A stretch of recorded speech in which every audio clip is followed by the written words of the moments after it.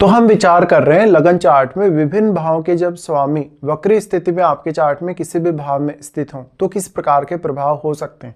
और ये वीडियो अब आपके लगन चार्ट के सेकंड हाउस के लिए रहेगी, यानी आपका अगर सेकंड लॉर्ड वक्री स्थिति में है आपके चार्ट में, चाहे वो किसी भी भाव में बैठा हो, लेकिन दूसरे भाव के स्वामी के वक्री होने से आप किस प्रकार से इसको जज कर सकते हैं अपने चार्ट में, किस प्रकार से आपको इस पर विचार करना चाहिए। यहाँ पे मेजर फोकस भाव का जो कारकत्व है उस पर रहेगा, हालांकि ग्रहों की भी चर्चा होगी।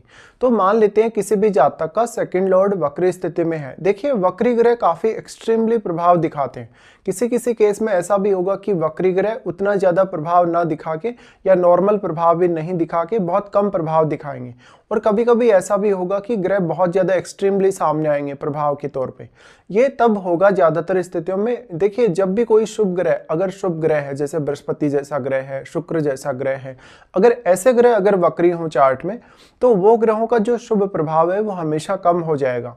और कोई भी बहुत फास्ट मूविंग या बहुत एग्रेसिव प्लैनेट है उसका प्रभाव काफी ज्यादा बढ़ जाएगा, स्पेशली एग्रेसिव प्लैनेट्स का। लेकिन काफी स्थितियों में ऐसा देखा जाता है कि जो वक्री ग्रह है वो आपकी पास्ट लाइफ से भी कहीं ना कहीं कनेक्टेड है। ऐसे में जिस भाव का भी स्वामी आपके चार्ट में वक्री हो, उस भाव को लेके आपके जीवन में काफी ज्यादा चेंजेस आने की पॉसिबिलिटी होती है हमेशा। हालांकि ये अलग बात है कि आपका उस हाउस में अगर कोई भी ग्रह स्थित है या उस भाव पे आपके कोई भी ग्रह की अगर दृष्टि है, तो उससे जो प्रभाव पड़ेंगे उससे कुछ हद तक आपकी स्थितियां नियंत्रण में हो सकती हैं।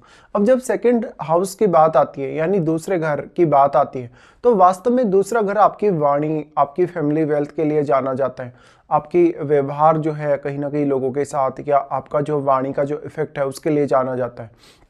और आपको जो कुछ भी, जितने भी आपके इनकम सोर्सेज हैं, उनसे जो कुछ भी आपको मिला रहता है या आपको विरासत में जो कुछ भी मिलता है कहीं ना कहीं, वो सब यहाँ संग्रह होता है। आपका जितना भी बैंक बैलेंस है वो सारा यहाँ है।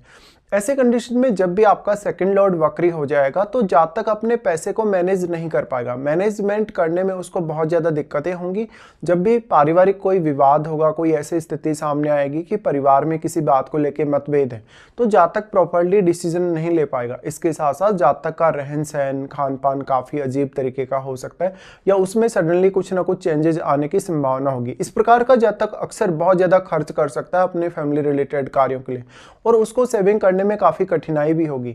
जातक हालांकि काफी ज्यादा पैसा अर्न भी कर पाएगा, लेकिन उसको वो सही तरीके से या तो यूटिलाइज नहीं करेगा, या तो फैमिली की जिम्मेदारियों में ही उसको सारा का सारा वो खर्च कर देगा, या तो फिर खुद के लिए वो बचाकर नहीं रख पाएगा।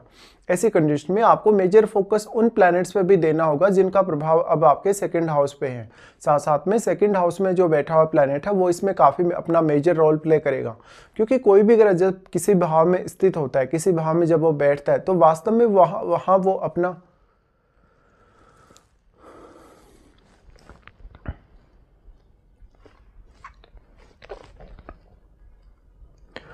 वो अपना काफी स्ट्रॉन्ग प्रभाव डाल सकता है। इस तरीके से आपका सेकंड लॉर्ड अब आपके चार्ट में किस अन्य भाव का भी स्वामी है उस पर भी आपको विचार करना चाहिए।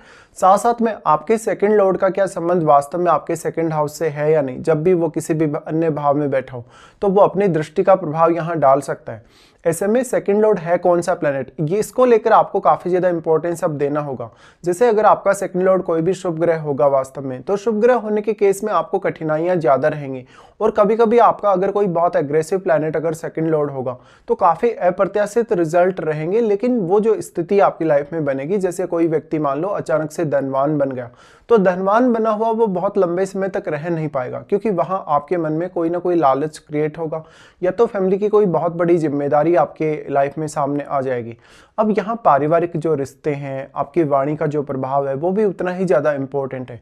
तो आपके लिए प्रत्येक फैमिली के कार्य को हैंडल करना कभी कभी इसलिए पॉसिबल नहीं होता, और जब आपका सेकंड लॉर्ड बहुत ही फास्ट मूविंग ग्रह हो या काफी एग्रेसिव प्लैनेट हो, तब इस बात की संभावना काफी ज्यादा बढ़ जाती है कि आप अपने फैमिली रिलेटेड कार्यों को मैनेज कर पाने में बहुत ज्यादा प्रॉब्लम में होंगे।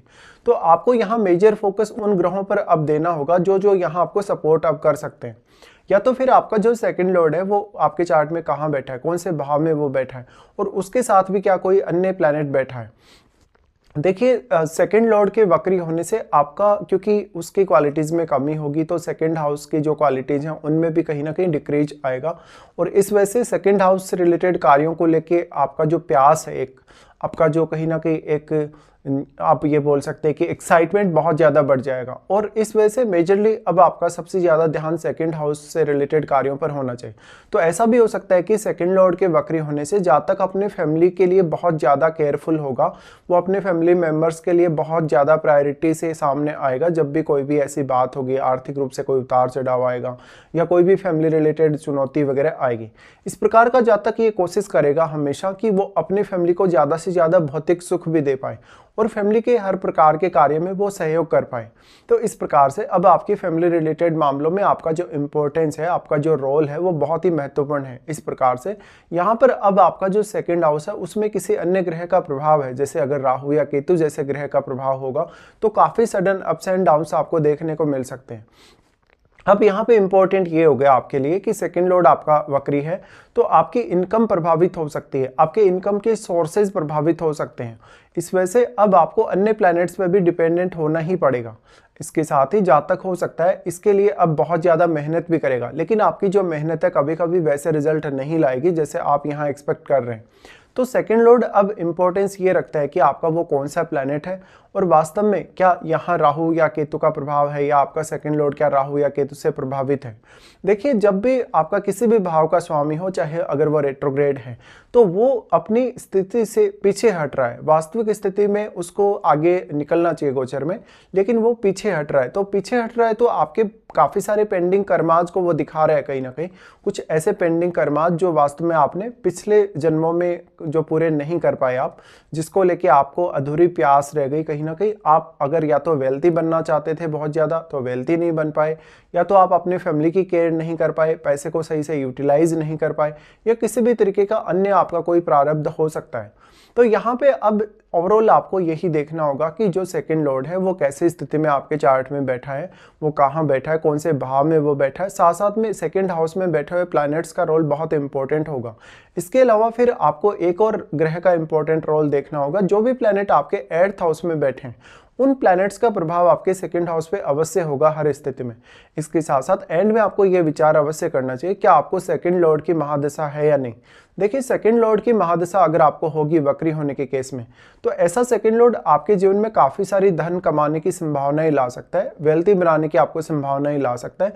लेकिन वहाँ पर कितना ज़्यादा आप हेल्प कर सकते हैं अपने फैमिली को, या कितना ज़्यादा आप अपने खुद के एफर्ट से यहाँ स्टेबिलिटी ला सकते हैं अपने मामलों में, वो आपको देखना होगा अब। तो इस हिसाब से आपको विचार करना चाहिए जब भी आपका लगन चार्ट में सेकंड लॉर्ड रेट्रोग्रेड कंडीशन में हो।